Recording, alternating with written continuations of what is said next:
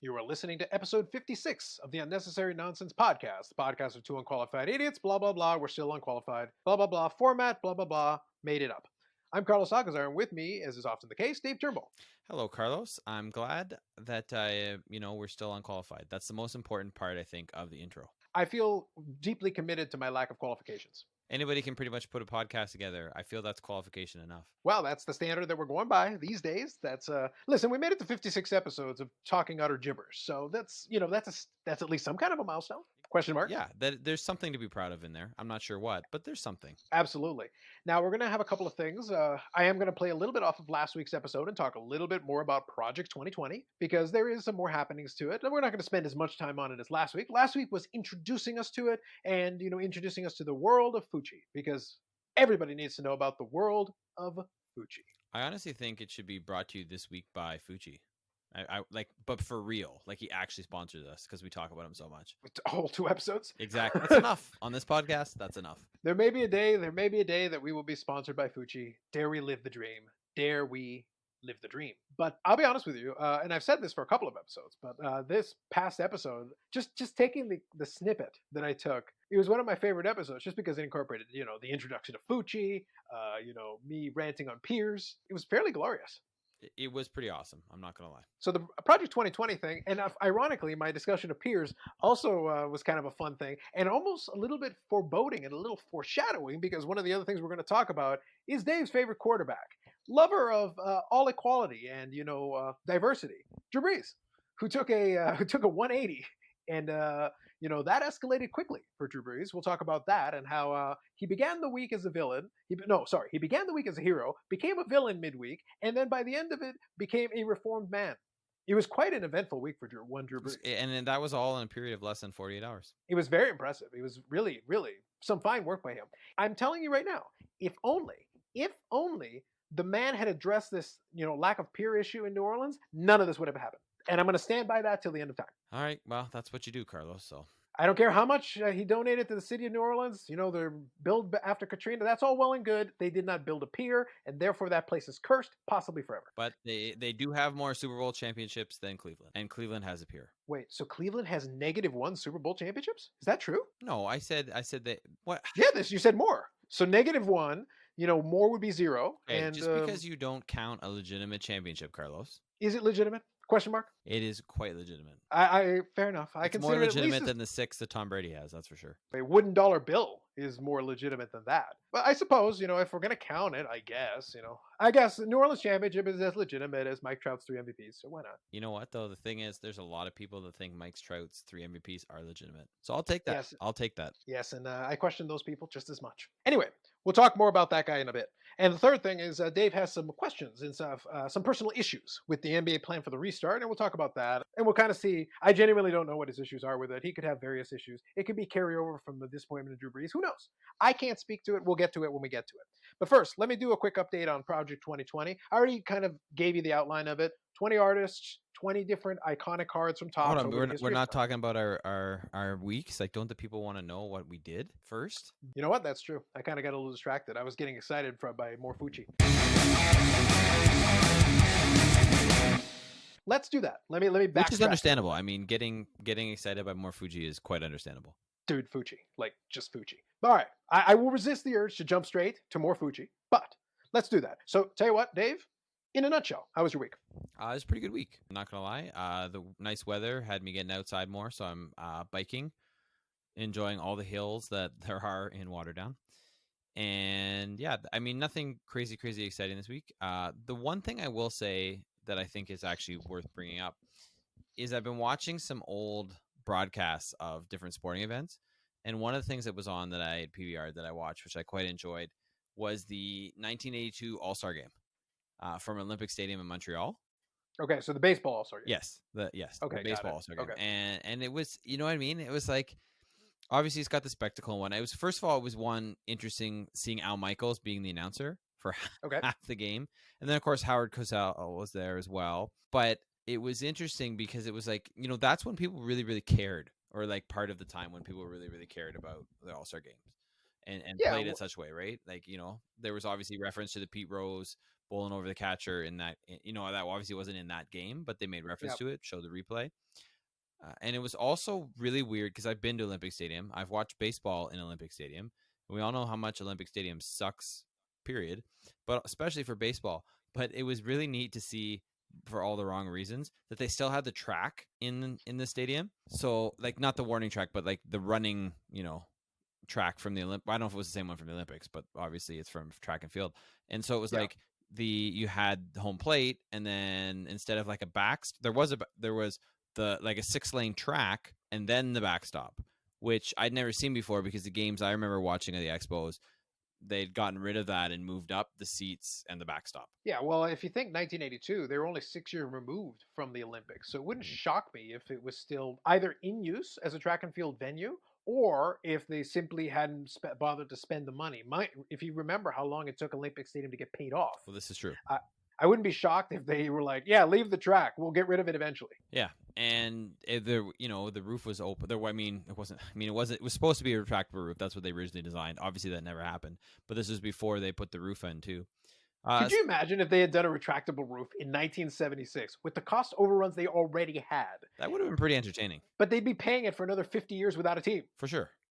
That'd be hilarious. Yeah, at least they had the stadium paid off before the team left. Great. Shall we count that as an accomplishment for the Montreal Expos franchise? At least you paid off the stadium before ditching town. I would say yes. I feel as Montreal Expo accomplishments go, since they got jobbed in 81 and jobbed in 94, then yeah, I feel that's, should be up there. Maybe that should be a plaque at the Olympic Stadium. That was paid off before team ditched us. That and UP. That and UP. UP is an accomplishment. Great. Oh. But anyway, I mean, watching those old broadcasts though, when it's something interesting. I also watched the Dennis Martinez Perfect Game. That one I saw a little bit of. Yes. So those things have been entertaining, and I've been enjoying that and watching some of the old broadcasts and the old announcers. But otherwise, it's just been usual work stuff, baby stuff. Nothing too exciting, but nothing to complain about either. All right, fair enough. How about you, Carlos? I got a couple of things. One of them is a little bit of downtime boredom. I decided as you know, I'm a technology connoisseur. I'm a person who enjoys that kind of thing. So I was playing around with, and I don't remember if I discussed it with you or if I was talking about it with somebody else. I was looking at upgrading my cell phone.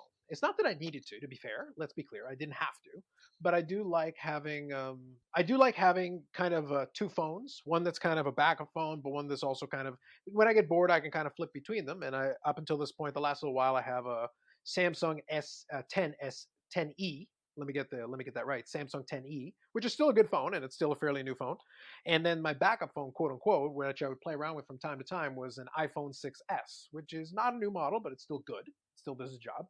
But I thought to myself, I could probably serve to upgrade the iPhone a little bit, get it to a newer model, because they do keep the software updated for quite a while. Because the 6s is still viable. You can totally use it as a phone.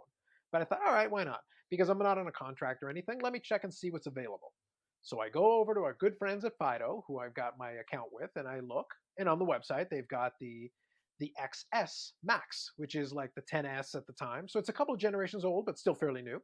And they had a pre-owned version of it, which is $0 down, and then you pay your monthly thing for 24 months, and you're done. Straightforward stuff. I'm not getting too deep into details because it's not that interesting. But the point is this. I go to the website, and you can do this all self-serve, which is great. So you go online, and, pretty straightforward. I go in, and I say, okay, great. Select your phone. Great. This is the plan. Because I'm not using data. I'm working from home, right? So I don't need a lot of data. So I was able to downgrade my plan. I worked out the math, and I could get the new phone.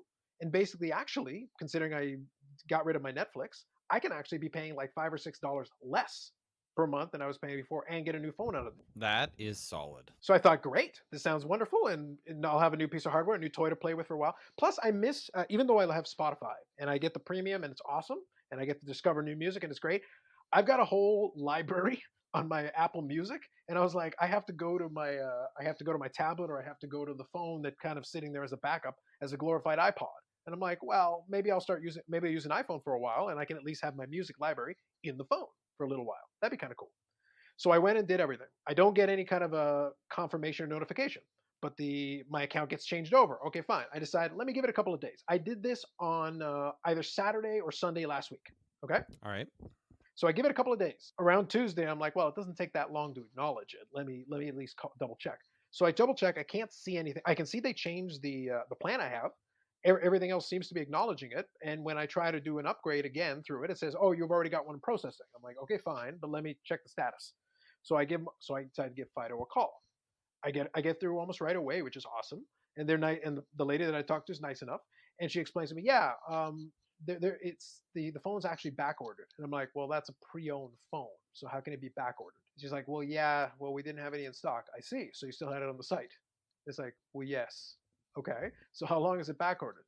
I'm not sure, but if you if you wait a little bit and you get tired of waiting, you can always have us cancel it, and then you can try to get it in the store. And I go, and I decided to leave it at that. And I say, "Okay, fine.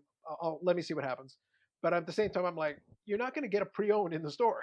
You'll get a new one in the store, and if you get a new one in the store, you also get to pay the money down, which defeats the whole point of what I just did." Right. Phones are really expensive now, so having to pay, because I think it's like $425 down, and then another $33 a month for 24 months. Which is ridiculous. Yeah, but that's where we're at now. Like these phones are like $2,000 if you buy them outright.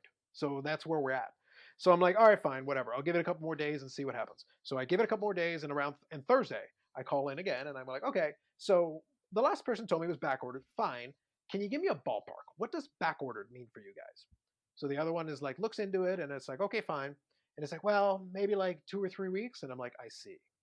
Okay, let me figure out what I want to do. Do me a favor, cancel the order, and let me figure it out. Now, what I decided to do at that time is the one I ordered was the Max, which is like a 6.5-inch screen. So I thought, oh, this would be kind of cool, for media consumption and whatever. And I was like, oh, that could be kind of neat. But then I see they also have the XS, which is the regular size version of it. The screen size is the same as my current Android phone. So I'm like, okay, cool. Right, That's yeah. fine. That's not a big deal. Yeah, it's fine. So I'm like, okay, great. Can I get the XS? Because it's on your website right now as I'm talking to you. And she's like, oh. So she goes and tries to check, and it's like, I can't find it. I go, it's on your website. It's the iPhone XS. And I spell it out. X-ray Sam. Oh, okay, I found it. We don't have those in stock. I go, so you don't have them in stock, but it still shows that I could try to place that order right now on your website? And they're like, yeah. And it's like, I see. Oh, Fido. Yeah. And so I'm like, can you just cancel the thing? And she's like, yes. So they cancel it for me. And then I'm like, all right, screw this. All right, to eBay. So I go and fire up eBay, and I'm like, all right, pre-owned, refurbished, whatever, from somebody in Markham. I'm like, order, please. Thank you. So I got the tracking information, and I should have it by Monday. So I'll report back my findings on my new phone. Please do. And generally speaking, I have really good things to say about Fido, but lately they've been, like I was working with, I'm on Fido as well. And I've been was using the extra hour of data that you get. You get like the 5 hours of extra data, like unlimited data.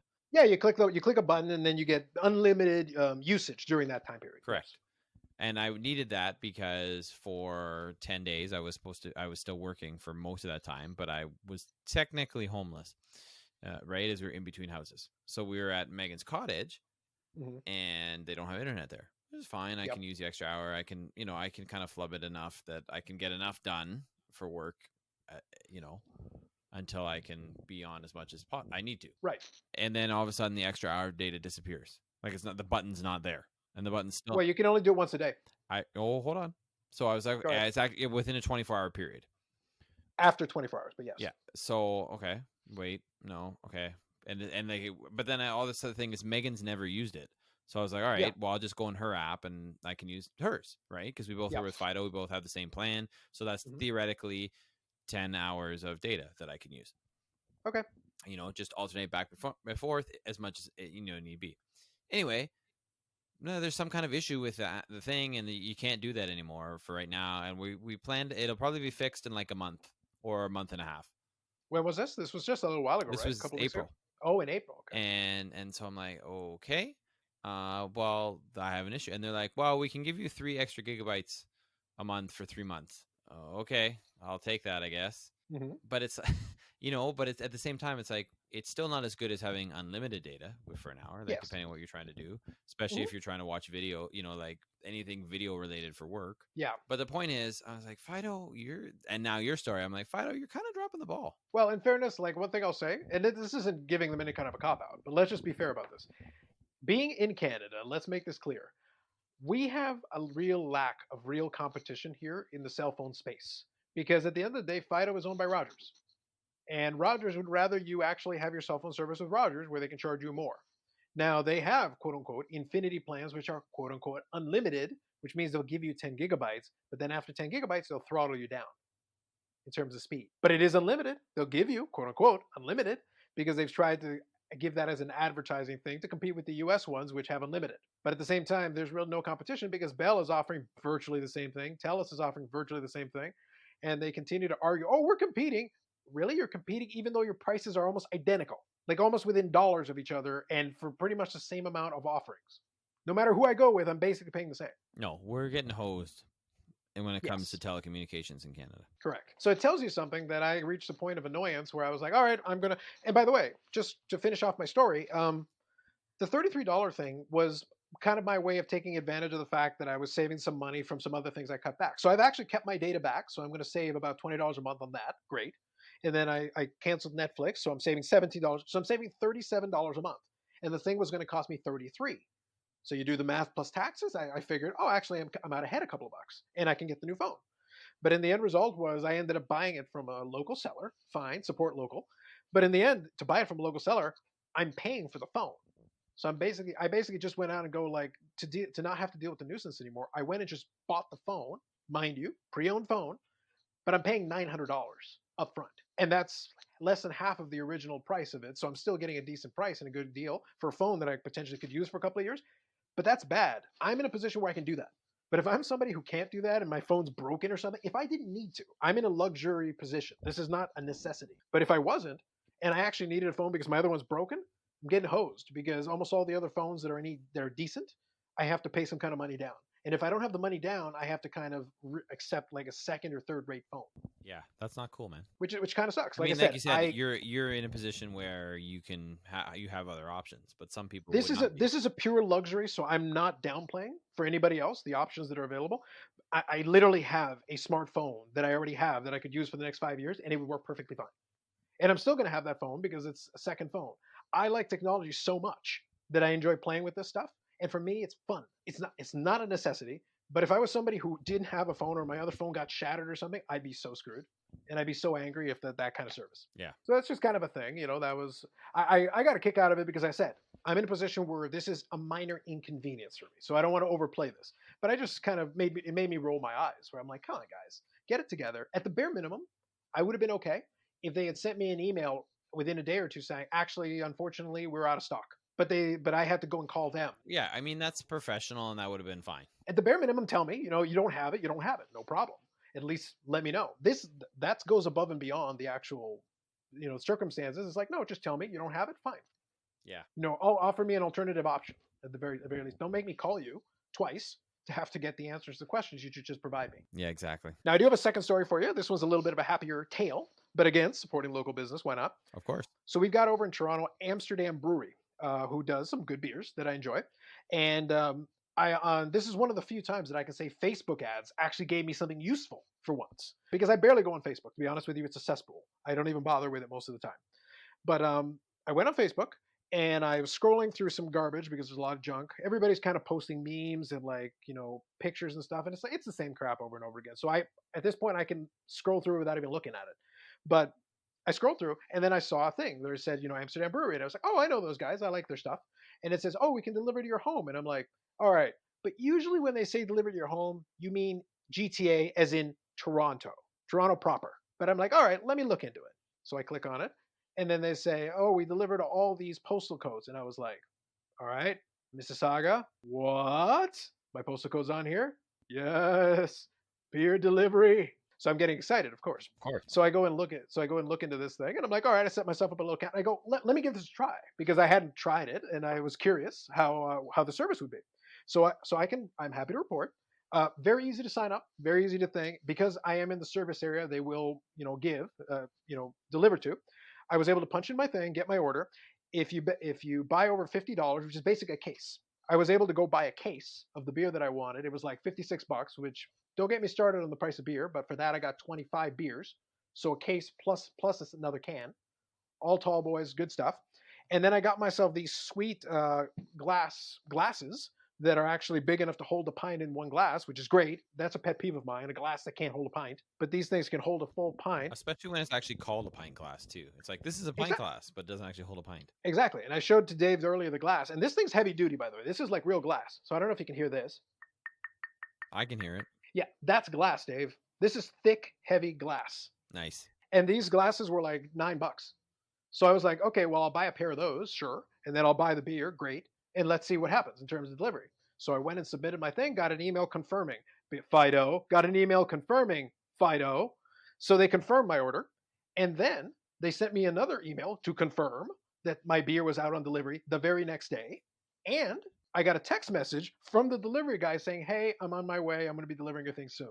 Take note, Fido. Take note. That's called customer service, Dave.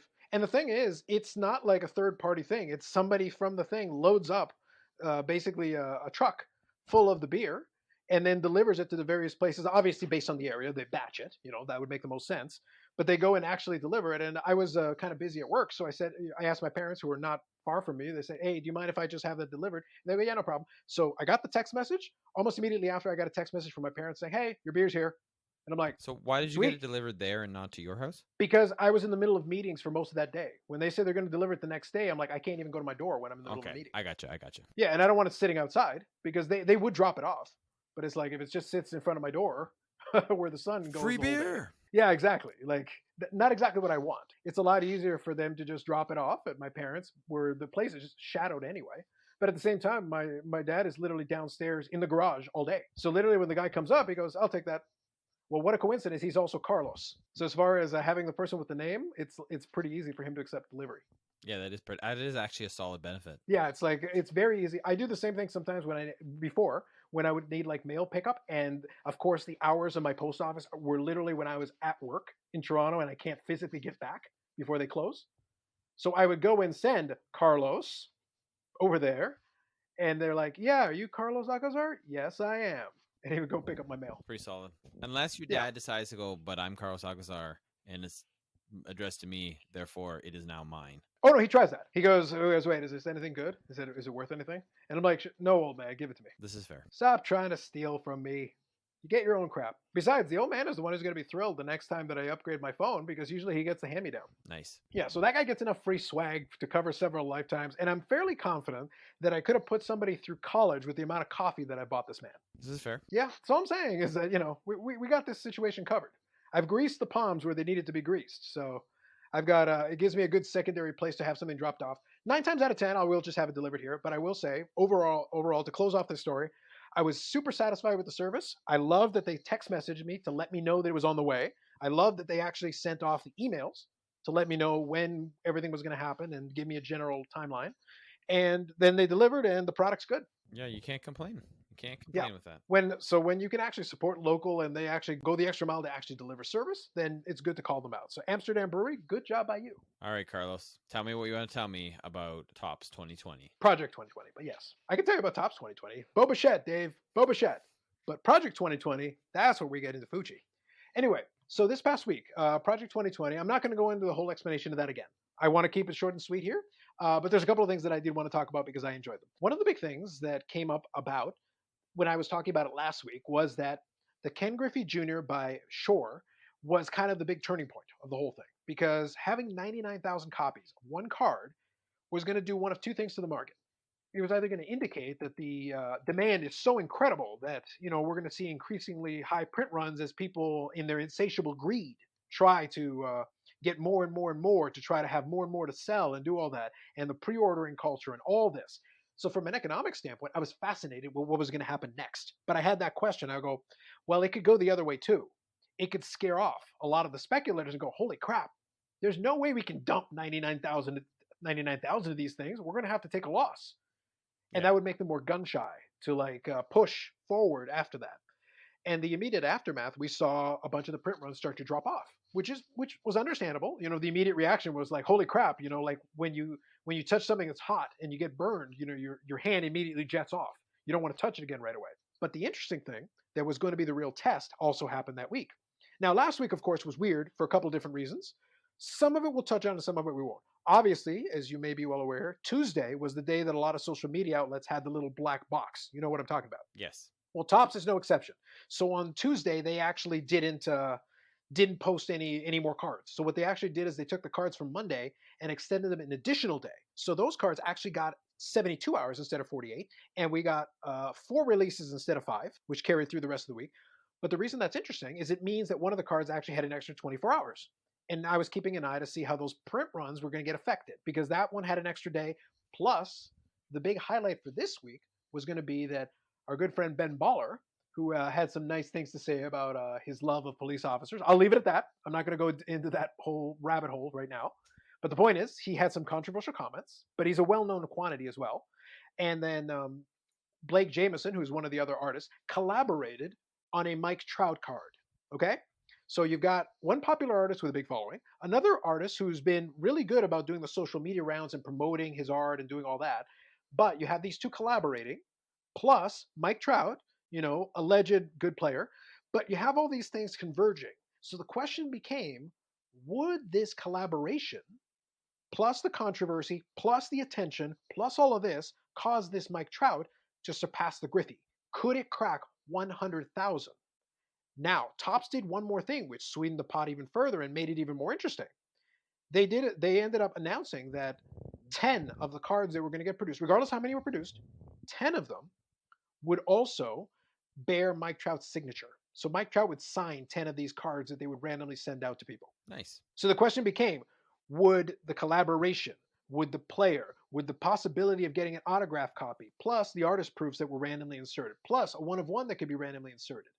So actually the artist proof you have to buy separately, but the one of one could be randomly inserted. So you have a one of one, you have 10 autographs, you have 11 cards that are a little bit more special. Would that drive the print run to 100,000? That was the question. Which is a fair question. It is, because now this is an indicator, kind of a barometer of, did you scare off so many speculators that now you can't do it? Or was this just going to be the tip of the iceberg and it was going to go going forward? This was another tipping point, similar to the Griffey. Right. So now, the answer to that question, less than 75,000. Okay, so nowhere, close-ish. But yeah, that's it. You think it's because it's Mike Trout? Is that your theory here? No. The thing is that Mike Trout, here's the thing. Despite my not liking Mike Trout or not believing in the quote-unquote greatness of Mike Trout, his averageness, Mike Trout, I don't believe in that guy. And I say it partially tongue-in-cheek, but I know he's a great player. But at the same time, I don't subscribe to the idea that he's the best. I don't subscribe to it. I don't believe it. And I'm going to need to see more, and we may not see more of this MLB season. We'll see what happens. So there's another year off Mike Trout. Still not looking likely that we're going to get baseball this year. Yeah, and if we don't, by the way, that's another year off Mike Trout's quote-unquote Hall of Fame career, which will hurt his numbers, which we'll talk on another day. The point is, though, forget about that. I know Mike Trout's very popular. I know that. But the combination of all these things, to not be able to crack 80,000 is significant, because you also threw in all that extra. You also threw in the possibility, because 10 people are going to get an autographed Mike Trout, which should be worth a couple of bucks, I would say. I would think so. For $20, you could potentially get yourself a card worth a couple of hundred, or maybe even $1,000, because it's only 10. Yeah, which would be awesome. And that wasn't enough to get them over that hump. So now the question became, oh crap, what does that mean about the future issues? Because now have they lost momentum? Because now, one of the stories we'll talk about in a minute, with the NBA possibly coming back, well, now there's something else to draw attention away. Now, one thing I'll tell you is that one of the follow-up series, the one that just closed off this weekend, was a Willie Mays card and a George Brett by Keith Shore, the same guy who did the Ken Griffey. Well, both of those came in at barely over 10,000. So they're really dropping off. They are dropping off. And the one right before that, which came on the same batch as the Trout, which was a Sandy Koufax, which I picked up because I thought it was a cool-looking card, was at 21,500. So the numbers are starting to drop down. So now it's a possibility that we may be getting back into the core collectors now. We may be getting away from the speculators, and it may be down to who actually wants the cards, which means those numbers may be a lot smaller. Now, again, here's the question.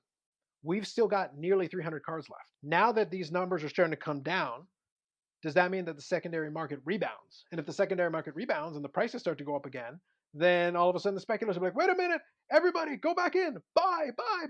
And we go through this all over again, and we do this in waves. Yeah. So that's why I'm saying from an economics nerd perspective, this is fascinating, because we're watching supply and demand yo-yoing in real time over months. Wow, we'll see what happens. All right, it will be interesting. Yeah. So this is the thing, is that I genuinely don't know what's going to happen. The reality is, I believe I like the set, but I also realize that it's a novelty. There's a lot of it, the whole bit on Fucci last week was me having a lot of fun with the whole Fucci thing. That was fun.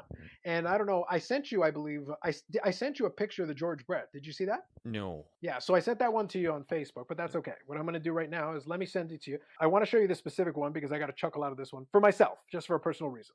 Let me show this one to you. And then I'll explain what it is that I'm seeing that I enjoyed. So you got the link there and take a look at it. Yeah. And this is one of the ones that was just over 10,000. Oh, yeah, sorry. Yes. Your love of the mascot in the background. Dude, he's angry. Like, look, he's pissed. This is actually a sweet card. I'm not going to lie.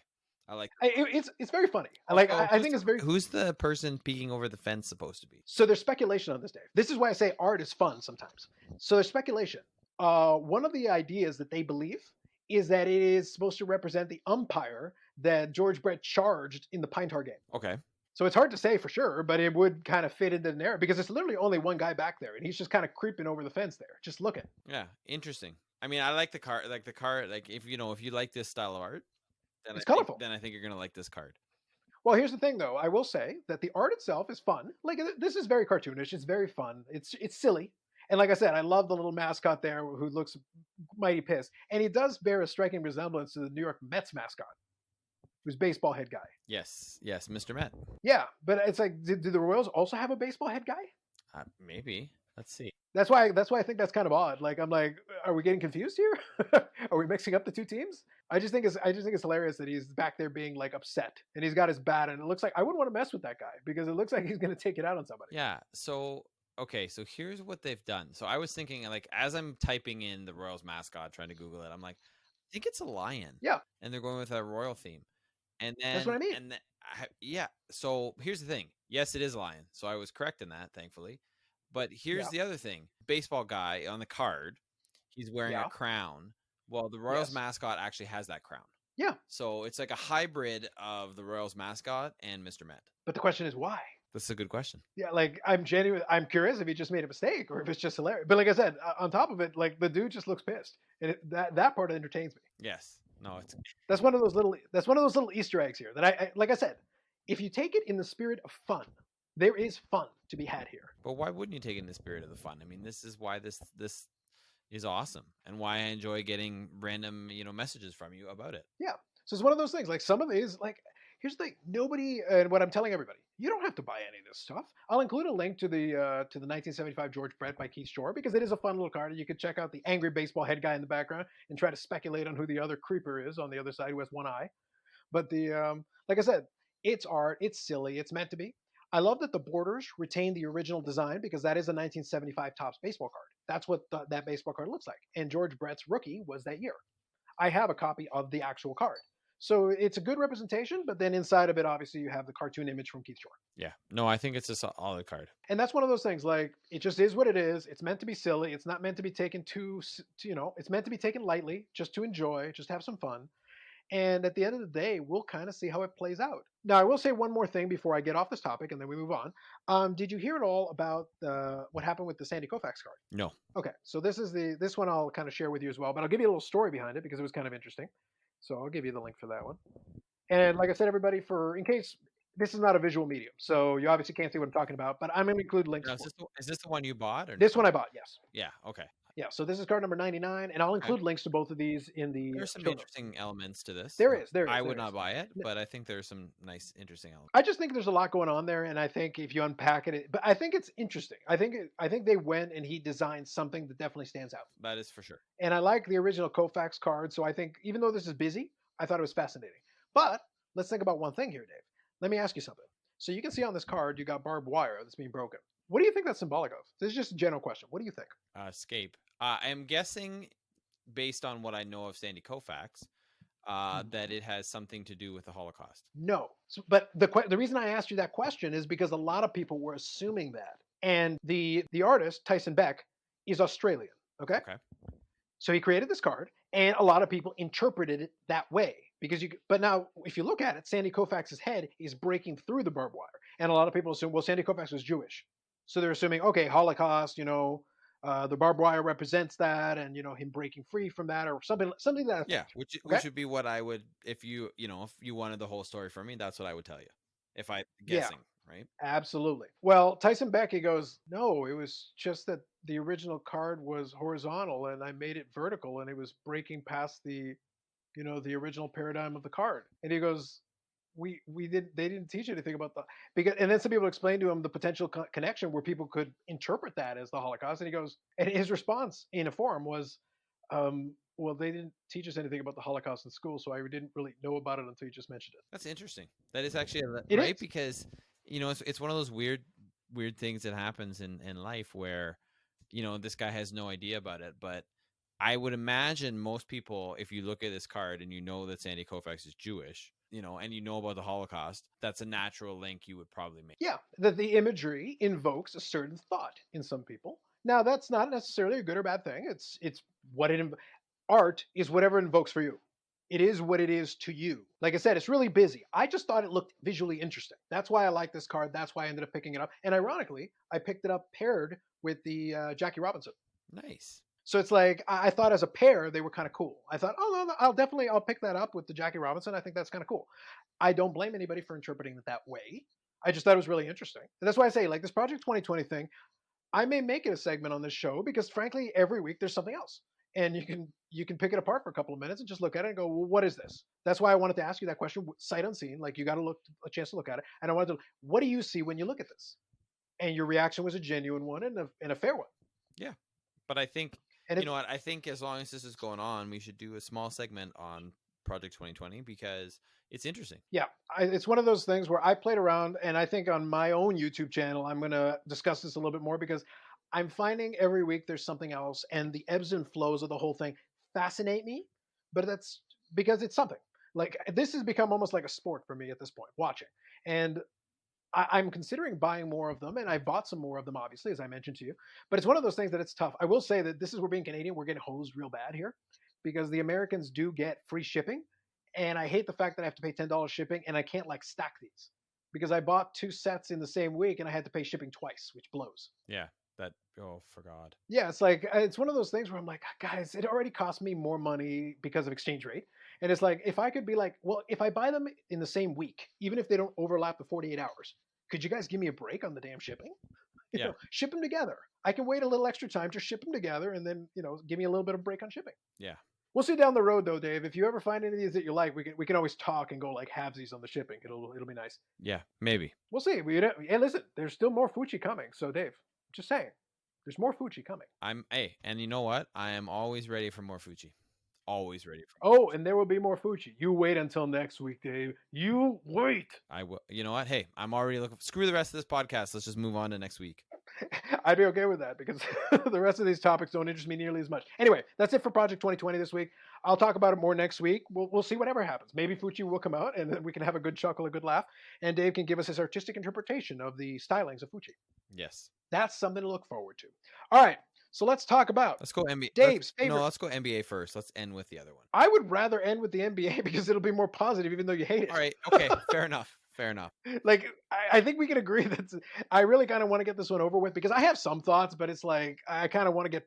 This here is a story. It's legitimately a story. So we're going to talk about Drew Brees, everybody, the backup quarterback of the New Orleans Saints to Jameis Winston. But he made some comments that could threaten a lot of things and make sure that Jameis Winston is the undisputed quarterback in New Orleans. We'll see. All right, I'll outline it real quick, and then I want you to insert your thoughts as a New Orleans Saints fan. Feel free to justify Drew Brees however you want. Anyway, so Drew Brees was asked by our good friends at Yahoo Finance, the incredible, intrepid reporters they are, on an interview about franchising. Correct. I'll explain the context. I'm not going to go through the whole interview and everything, but I'll give you the basic premise, and then we'll explain why this was stupid that it even became a thing. The Drew Brees was basically asked about the potential impact or how he would feel or the team would deal with or the NFL itself would deal with the potential of more players protesting, similar to Colin Kaepernick 4 years ago with taking the knee. Now, this is one of those situations like in a movie or in a TV show where it's like, pause. Moments from now is where Drew Brees will realize he fucked up. Now, he didn't realize it, which is part of the problem. But if we had stopped it right there, it's like, there's two ways to go about this.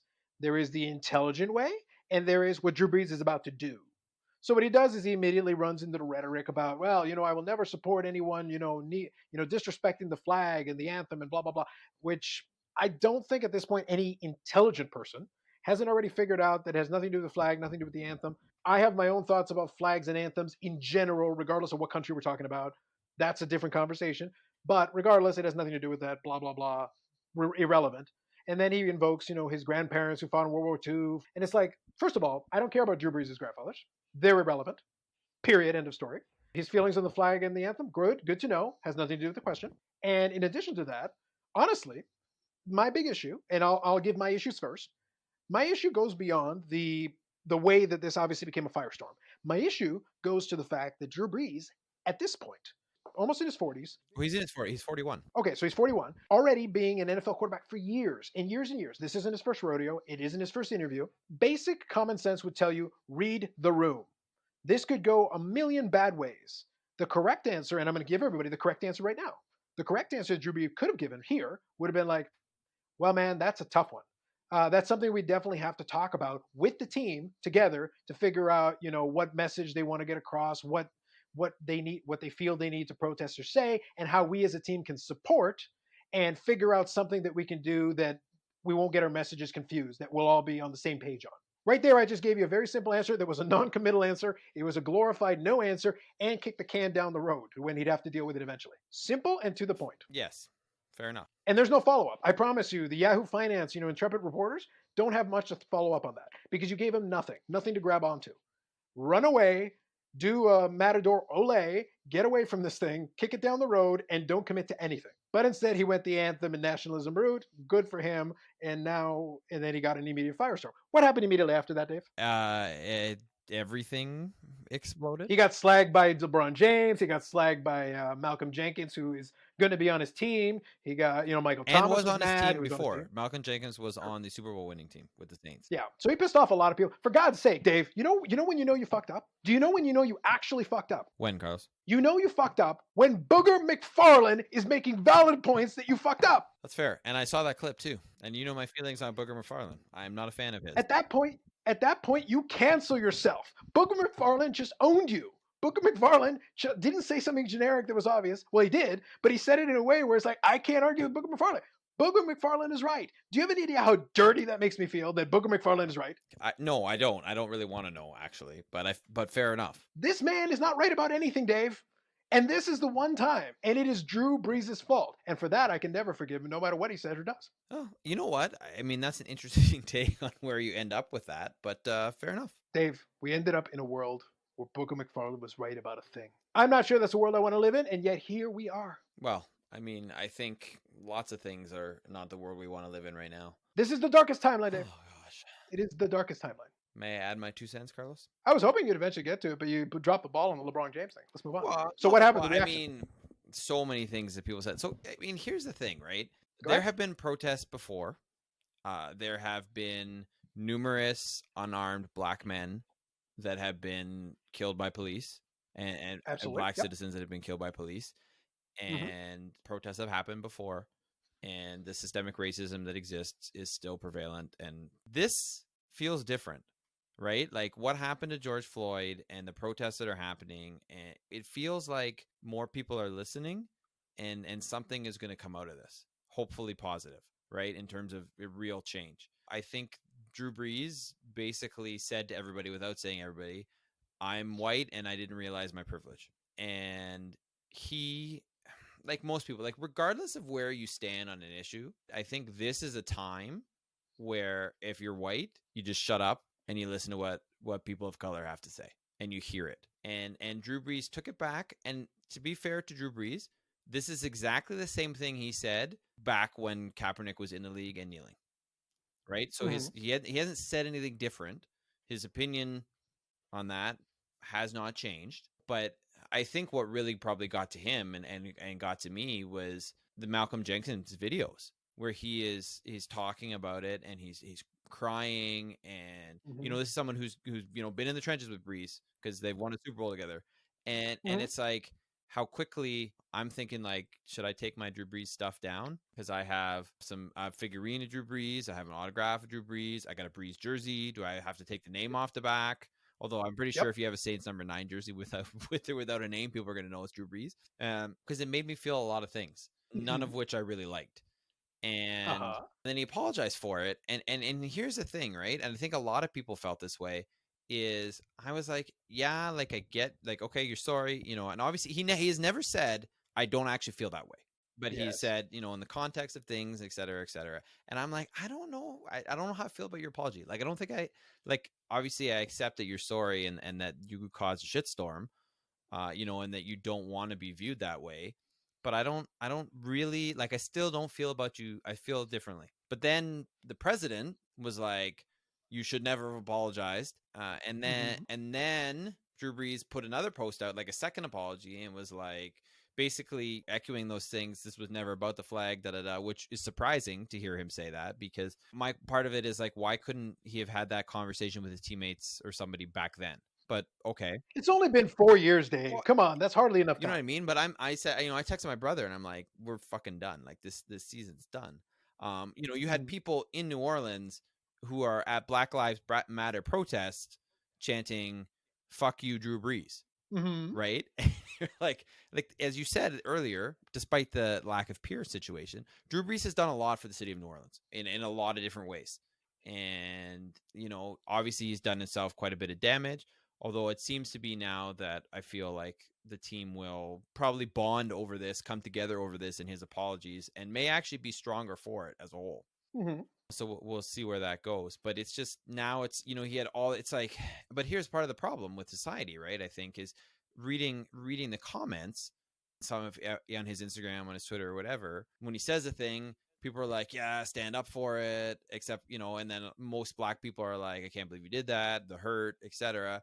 And then Trump says what he's going to say, and Drew Brees responds to that, and now it's like a lot of people, especially his teammates and other, I'm going to maybe, well, I shouldn't assume, but probably people who are African-American Saints fans are like, I'm with you now. Like, now that you've done this like second apology and spoken to the president, like, I get that you're really serious about this.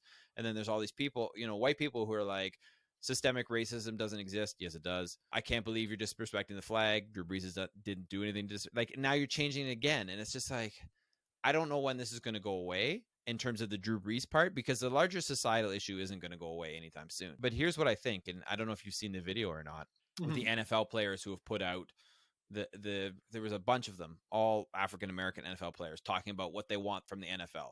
We want you to acknowledge systemic racism exists. We want you to, say that you should have let us protest in a different way. I think you're going to see some crazy protests in the NFL, and you're going to see a lot more NFL players speaking out, unlike they were before. We'll see, because obviously the NFL season is still several months away, and where the momentum from this comes and goes, I don't know. But I really think that you're going to see a lot more from, especially, black players in the league, but I think you're going to see a lot more from players as a whole, because there were people who didn't kneel and didn't support the kneeling part of the protest, that have been piling on Drew Brees too, right? Aaron Rodgers being an example of that. So we'll see. But honestly, as I said, just shut up, Drew Brees. Like, that's you know what? You gave the answer he should have given, or something, along those lines. You got to have better awareness, but hopefully now he's just gonna shut up and listen, because that's what he needs to do, as do so many of us. Mm-hmm. And Right. that's what I got. Okay. So now I was going to kind of let it go at that, but I got a couple of retorts. So some of that. Okay. First of all, Drew Brees has learned nothing. He's full of shit. Just full stop. Now, The quote unquote, why do you think that? because you don't fundamentally change overnight. After talking with my teammates and blah, blah, blah, your point was, well, Malcolm Jenkins cried. So that changed Drew Brees' I heart. didn't No, say shut that up. changes heart. I said that's something that really affected me. Good. Great. Good for you. So Drew Brees doesn't care about that shit, but he knows that he just got smoked. And afterwards, somebody read the room for him and go, "You idiot! You just went directly into a buzzsaw. Back that shit up." Now the thing with again, the thing where he posted to Donald Trump. You know what the cool part about that is? It's irrelevant. It makes no difference. It's not actually that brave. You know why? Donald Trump can get mad at him as much as he wants. He's not actually going to take a real pot shot at a Drew Brees, because Drew Brees can say whatever he wants publicly. He's still an arch conservative. He's still a guy who backs Republicans. He's still a guy who's taken pictures of Donald Trump for years. This isn't new. He was doing that not long ago.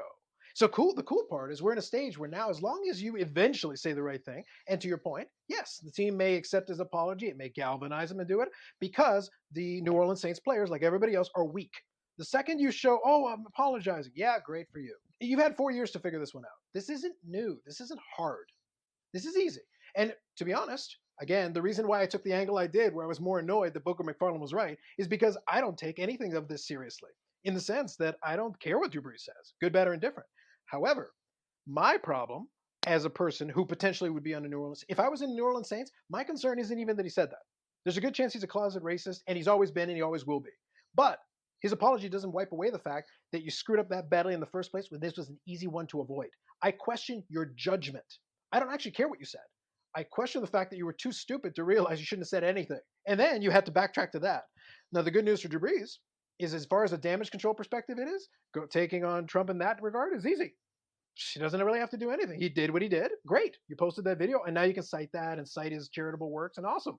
Oh, Drew Brees is a good guy again. Awesome. Good for you.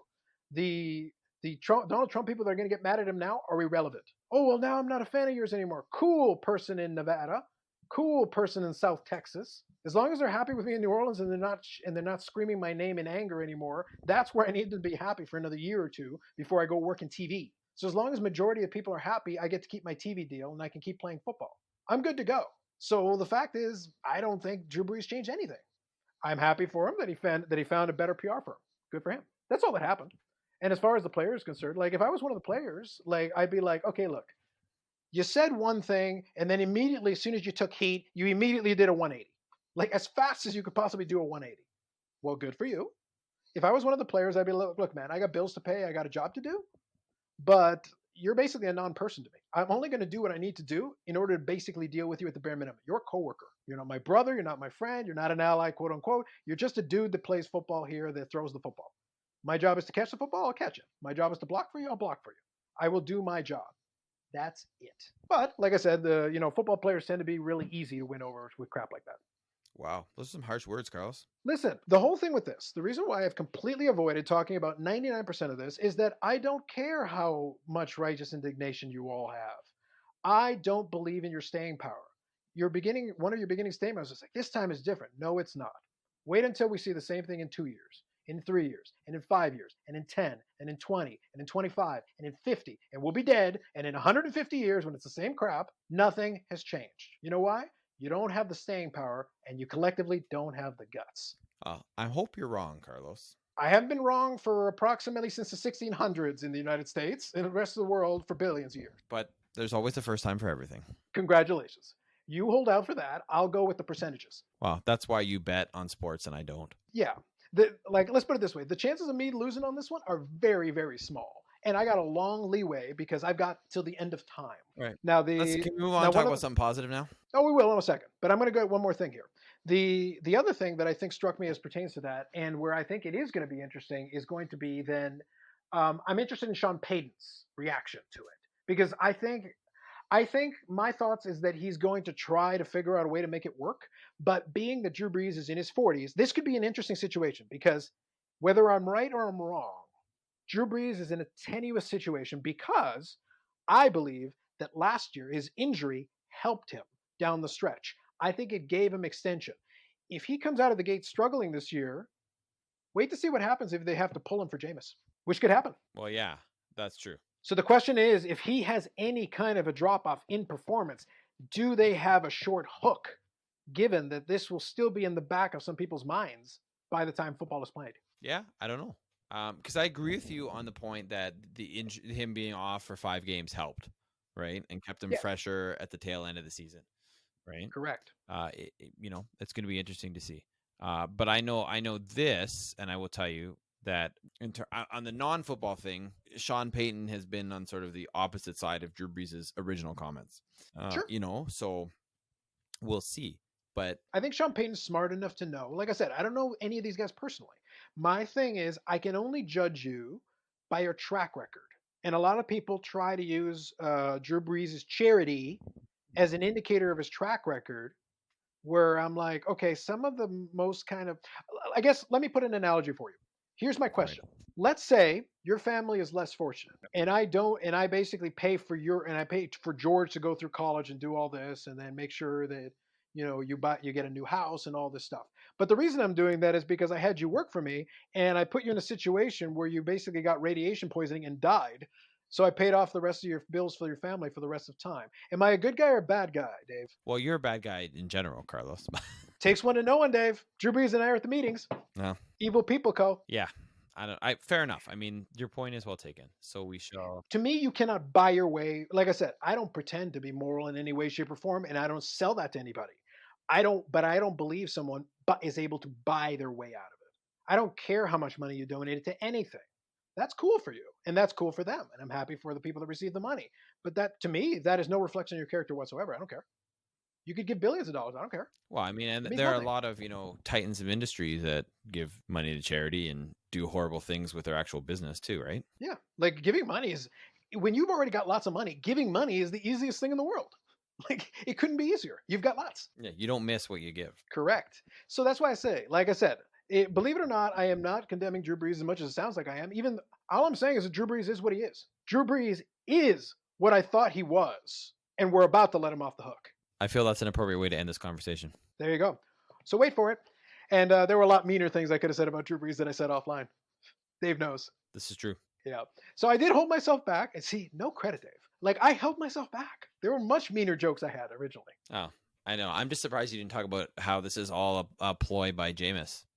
That Drew Brees' PR firm was actually like Jameis Plants. Listen, man, I would never besmirch the name of future GOAT, Jameis Winston. I still say, like, regardless of anything football, I really hope that somehow he plays against Tom Brady and the Saints destroy Tampa Bay, because that would just be amazing. That would just be a great story in sports, Dave. It would restore my faith in humanity.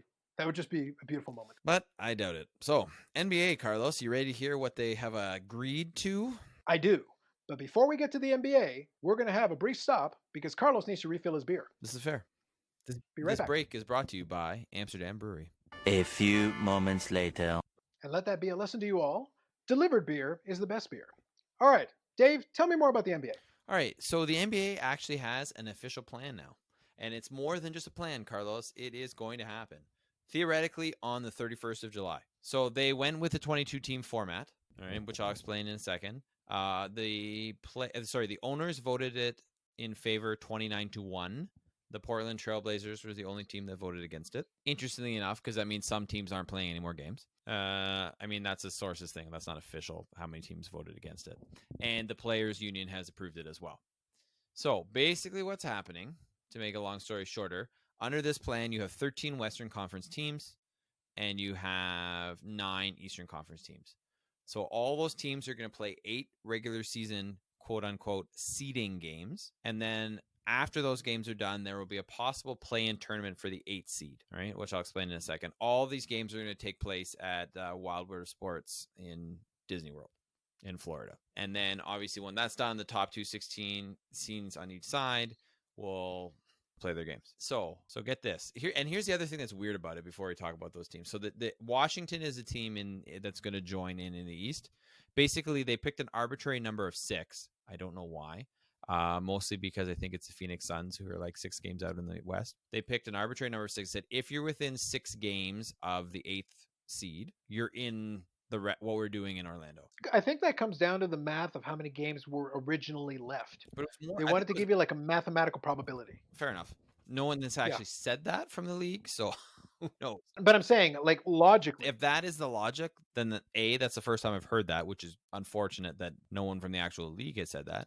But B, that makes sense. So you've got New Orleans, Portland, San Antonio, Sacramento, and Phoenix in the West, and Washington in the East. And if whenever all those 8 games are finished, if the 9th seed is within 4 games of the 8th seed, they will play a 2-game playoff. And if the 8th seed wins the first game, it's done. The 9th seed would have to win both games, and then they would become the 8th seed, if that makes sense. Yep. Now, so that's the plan, and then obviously that carries on basically from July 31st to October 12th. And then the draft lottery is going to be on the 25th of August, the NBA draft on October 15th, and then the new season, the 2020-2021 season, likely beginning around December 1st. So that makes sense. Yes? I got the gist of it originally, but your summary I think is fair. Here's the issue. First of all, if you're like, obviously I think if you're a team like Milwaukee, who I don't know what their lead is, but the likelihood that they were ever going to not get the first seed in the East was laughable, right? They were going to finish first in the East unless somehow everyone on the team died, in which case then they wouldn't even finish, but whatever. All right. But now you're not playing the schedule you would have played. So if you're somewhere like, let's say you were Toronto, because that's who I root for, and your games were against, like, let's say like Washington, Golden State. This isn't the actual Raptors schedule, but like crap teams like that. And that was how you were going to finish out the season. And now you've got to play Boston, Philadelphia, Indiana, Milwaukee, potentially twice each. How is that fair? So that's my point number one that I don't like. I get you. That's a legitimate argument, but the thing is, at the same time, you're not going to have all 30 teams there. No, you're not. I get that. Yeah. I get that. But I mean, personally, I think they should have just said, all right, playoff start. Okay, but then you're back to the same problem. How is it fair for a team that is maybe 1 or 2 games out? And it's like, well, it would, even if we had only 2 games remaining, like, at least give us an outside shot. I feel that if Zion Williamson wasn't on the New Orleans Pelicans, somehow this would not be the format that they were taking. If there wasn't some big star. I get your point, but Zion Williamson, as much as he is a star, let me not argue that. I think he's a star. He's a bigger star than Mike Trout. But the point is that as big a star as that is, the reality is that that's not a good enough reason for them to come up with a weird, funky format. I think they came up with a weird, funky format because they don't want crying from the teams that were borderline, because there are enough teams that were at least close enough that are going to be like, don't you dare screw us over, because we're missing these regular season games and we had enough time to make up the difference. The fact that New Orleans falls under that, I'm sure the NBA isn't bothered. But that's why I think the number of games is relevant, because I think they looked at what was potentially left and they said, okay, you're the only teams who have a legitimate shot. You were the only ones. So anybody beyond you, like, we could have played out the real regular season and you still wouldn't have gotten it. At which point, then what's the point of having you in? Yeah, no fair. That's all I'm saying. Like, the Golden States of the world have no reason to play a single additional game. And for them, like, why would they want to play an additional game when it's like, there is literally no benefit to us? We're going to play with no fans. No, and we're not going to make revenue. Here's the other thing. So they're going to get tested all the time, the players, right? Yeah. They're going to be tested theoretically daily. Sure. Right. Yeah, and there's going to be some rules. I mean, they're allowed to, if I've heard, they're allowed to go play golf. I think they're allowed to go and like get takeout from a restaurant or something like that. But generally, they're supposed to be in the Disney bubble. But the other thing is, okay, so if a player tests positive, you're going to take that player out. Fair enough. And you're going to test the rest of the team. Fair enough. But I feel like you're just going down like a rabbit hole of insanity with this testing, right? Because if one player, because previously then, one player tested positive and a second player tested positive and you shut down the whole league, which is fair. I'm not going to argue that point. But now it's like, okay, the team gets to still play. Like, how are you going to feel if you're, let's say you're the LA Clippers and you're playing the LA Lakers, it's the playoffs, and Anthony Davis tested positive. Okay. So they're going to be like, do we want to play them? Well, now we got a better chance of beating them, but maybe everyone else still tests negative that day. But it is possible and has happened where you test negative one day, and the virus isn't developed enough. And then the next day you test positive, where you could have made people sick. I don't know. I think they're in for, I don't know. But then again, sorry, I know I'm rambling, but then again, it's working. So far, it's working in Germany. Now they're playing without fans as well. The soccer teams, they're doing regular tests. And there hasn't been any kind of big blow up about that. And they've played, I think, at least 3, maybe 4 games since the restart. So I don't know. I think just kind of as a response to that. Hold on. Okay. Just as kind of a response to that. I believe that if the plan also, and by the way, I don't have details on this, but I believe if the plan includes beginning the quarantine zone time a little bit in advance of the first game, and by a little bit, I mean a week or 2 in advance of the first game, you could be starting with a clean slate. Because the idea would be anybody inside the bubble needs to be confirmed negative prior to entering the bubble. And if you manage that, at the very least, you have a shot at a controlled environment. Fair. That would be your best bet enough to give yourself a buffer. I don't believe that's happening. I would be very surprised, though, if Adam Silver didn't start kicking around that idea, because you want to have that buffer zone, because that's your best shot to start. I know the only thing that I've heard that they're expecting the teams to start training in Orlando somewhere around the 9th to the 11th of July. Yeah, but the first game is supposed to be like July 31st. Right. But here's the problem though. If a bunch of people fly in and start training, and you know what I mean? Like, you could, if you're not, as you said, if you're not confirmed negative before you enter the bubble, if you enter the bubble on July 9th and 11th and potentially are positive, then, you could have wreaked havoc on on the bubble by July 31st. Sure, but the problem is that's the risk no matter what. If you do a restart, the Korean Baseball League had the same problem. It's your point, Germany has the same potential problem. No matter what, even if you do the bubble thing, you have to be so strict. The time And you need to Germany's be not the doing most the bubble stringent. thing either. Fair enough, but the time you need to be the most stringent is at the beginning. You need to make sure that you've got yourself as clean a bill of health as possible and close monitoring prior to the initiation of the first real games. Because if you got two squads that are clean and two coaching staffs that are clean, and everybody is right now, and now they've had enough time for the gestation period, and you're within the clean bubble, could you still have something happen? Of course. Someone could come in that would wreck the whole thing. But at least within the confines of the people within that time, they've been inside the bubble long enough where at least like you're going to cross your fingers and hope for the best. Yeah, and I mean, we'll see, because Florida is a state that's really reopening too. The theme parks opened this week, right? So I think I'm pretty sure it was Disney and Universal opened this week as well, right? So we'll see what happens with that too, right? Their numbers aren't exactly Dave, going down. as you know, Florida is at the forefront of providing openings for valid sports and sports entertainment. WWE. Well, yeah, they've clearly said, "Hey, money, we'll take it. Public health be damned." It's Florida, Dave. It's just a bunch of old people. Who cares? Except that it isn't. If they were playing in Miami, then you can maybe make that argument, Carlos. But Is Miami the epicenter of more old people? I thought that was the epicenter of Pitbull. well, it's both actually. All right, fair enough. So those are your main objections? Yeah, those are my main objections. I mean, we'll see what happens. I mean, I'd love it to go ahead and have no issues whatsoever. But when at first it's like the NBA is coming back, woohoo! And now in reading the proposal, even though you have, added teams and all that, I don't know. I'm just not as excited about sports as I was, a month ago or even a week ago in terms of the prospect of them coming back. I mean, we'll see what happens, and then maybe I get back into it and I'm right back where I was before the season ended. We'll see. But when you've been without, live games for so long, and you've been watching, rerun content or documentaries or whatever, once you get used to a new normal, I'm not one of those people who, oh my God, sports is everything to me. When I feel bad for those people who, are missing that from their lives, obviously. Yeah, that's fair enough. Like the reality is, enough time has gone by. Baseball is the one that I would miss the most, and they're still trying to get their own house in order, and that's a whole different problem. And they probably won't get their house in order this year. So realistically, there may be no 2020 baseball season, which is really unfortunate. But maybe it just means I need to lean into Korean baseball more. And there's nothing wrong with that, Carlos. No, there isn't. But the thing is, like being completely serious, I do a lot of tongue-in-cheek stuff on this podcast and in life, and I enjoy trolling life because it's what I do. But the thing is, I love baseball. It is my favorite sport. Major League Baseball is not baseball. It is a league within the world of baseball. I can live without Major League Baseball. I want to see baseball. I enjoy baseball. I will always enjoy baseball. But whether Major League Baseball is here or not, I don't care. At the end of the day, I really don't. There was a time in my life where I did. I'm at the point in my life where I got shit to do, man. I can keep myself busy. And I'll be honest, the longer this thing's been going on, the easier it is for me to keep myself busy. I can find amusement and enjoyment in the little things, Dave. I can enjoy beer delivery to my home. Yeah, that is. And that's all it takes to give me joy. Well, I mean, I think that gives a lot of people joy, to be fair. But yeah. But I'm saying if you can find joy in the little things, then I'm not saying, sports should be gone forever. I'd like them to come back. But I'm saying, like, Dave, I get beer delivered to my fucking home. I am living good times right now.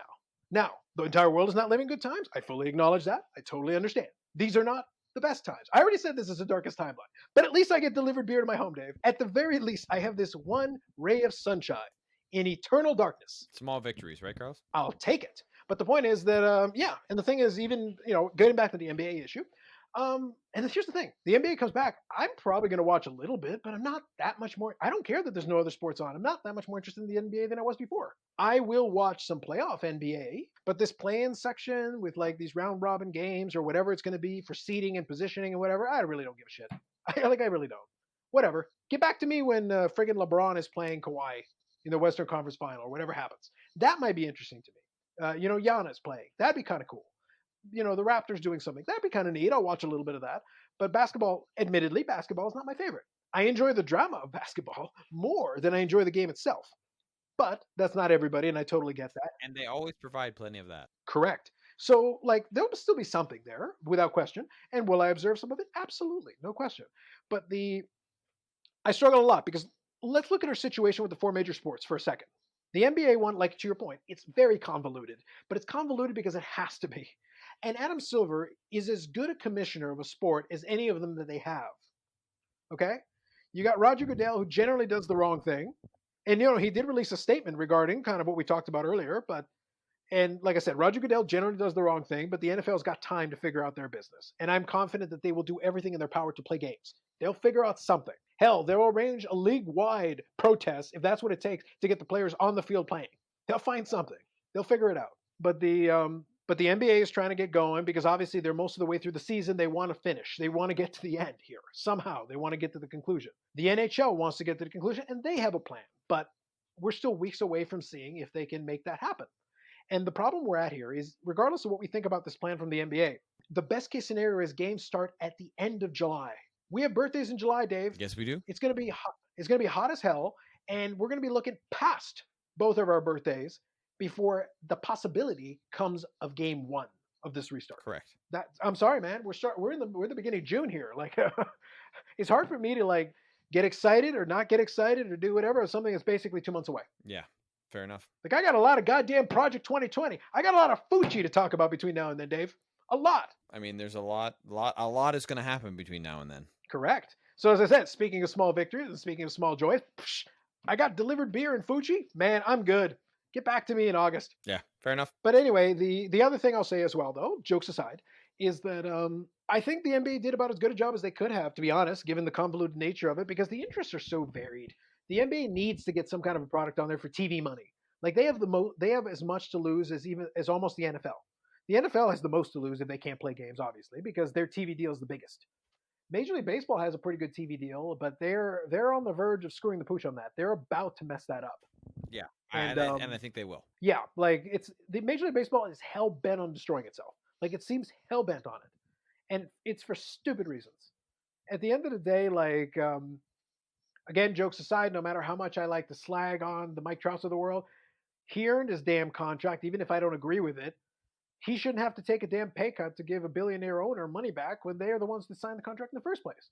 Screw you. So I don't blame the players for this and the nonsense of the back and forth. Just pick an amount of games, because the problem is they can't even agree to an amount of games. Yes, this is true. So as far as planning, as far as scheduling, as far as where, as far as how, as far as what you're going to, hub cities, what are you going to do? You can't even agree on the basic tenets, which is why I'm like, the likelihood, if I was going to put it, 5% that we see a single Major League Baseball game this year. 5% at best. I agree. So good on the NBA for at least trying to get a product on there, and the players have bought in. They're willing to at least try it. That's good. The league's willing to try it. That's good. And NHL's going to try it. That's good.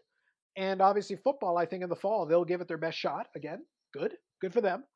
But we'll kind of see how this all plays out, because there's still a lot of speculation between now and then. That's why it's kind of funny. One of the things we originally had on the list where you were talking about it a little bit, and I wasn't too keen on talking about it, and we're not going to talk about it too much today, is the Lance Armstrong documentary and the Roy Halladay documentary, because it's like, well, here's the thing. I enjoyed it for what it was. The Last Dance was cool. The Seattle Mariners documentary was cool. I don't care about Lance Armstrong that much. The Roy Halladay story doesn't interest me that much. Like, I don't think we can get by on 2 months of documentaries here, Dave. Huh? That's fair. Yeah, like it's like, I think for the sports world, the struggle is going to be real. We're going to see, because now it's like, even though you have a plan, you're so far away. What are you going to do in the meantime? That's what I'm curious about. Yeah, well, I don't know, and it's a question of whether people are going to turn into. I mean, I know you won't, but are people going to start watching? I don't even know how many people are watching the Bundesliga now, because it's basically the only thing on other than the Korean Baseball League. Oh, I'm sure. Like right now, just for sheer, supply and demand, right? We're back to economics. Well, exactly. There's very little supply, and whatever demand's there, it's there. Like, some people want to watch something that's live, something that's actually happening in real time. Well, exactly. Yeah, that's pretty much it. You sum it up in a nutshell. So that's fair enough. I get it. But at the end of the day, it's going to be interesting to see, and it's unfortunate that all we've got is just debating on the format. It's like, well, does that seem like the best way? It's like, guys, you're going to have 2 months to debate this format. If you can propose a million counter formats, but I applaud the NBA for making up their damn mind, because that's what you need to do. You need to make up your mind, get the players to buy in, and be like, guys, it's not going to be what we want, but let's just agree to something. And the players were like, yeah, fine. So they at least got that far. And the NHL, I think, was in the same boat. It's like, let's just make up something. And I will say, like I said, for all my criticisms, I will applaud both leagues for doing what the MLB can't. Realizing, like, wait, that means in the summer, if MLB is going to keep fumbling this thing, we're going to get the audience. Yeah. Because at least we'll be playing. It might not be what you expect to see in terms of presentation, but you know what? Playing something in a format that's watchable on TV is a hell of a lot better than arguing about a couple of percentage points and never getting a game off the ground this calendar year. That is a fair point. So that's a message. That's a shot across the bow to Major League Baseball. You guys are running out of time to get your shit together because even if you come up with an agreement, we are in June. Well, exactly, right? Like, holy crap, guys. I don't know if you've seen the calendar lately. July and August are not that far away, and normally that's when you get into stretch drive. We're about to pass the All-Star break, and you haven't even come up with a deal. We're going to get there soon. Yeah, it's so true. But anyway, fair enough. So that's my opinion on it. Really, it's just kind of playing off of yours. I'm not going to be too excited about it, but I'll definitely watch a little bit. It's going to be on. Unfortunately for those leagues, they better hope for their sake that there aren't more people like me that can find something else to do. Yeah, because it's like, will you go back to it, right? And there's some that I will, and other ones it's like, yeah, whatever, guys. You figure it out. Take as much time as you need. And that's what they should be worried about. They should be terrified. Exactly. All righty. I think we've driven that one into the ground. I think we have too. Good stuff. So I think that'll be it for this week. We'll have more to talk about next week. Obviously, more Project 2020. We'll talk more Fuji, maybe. I don't know. It depends.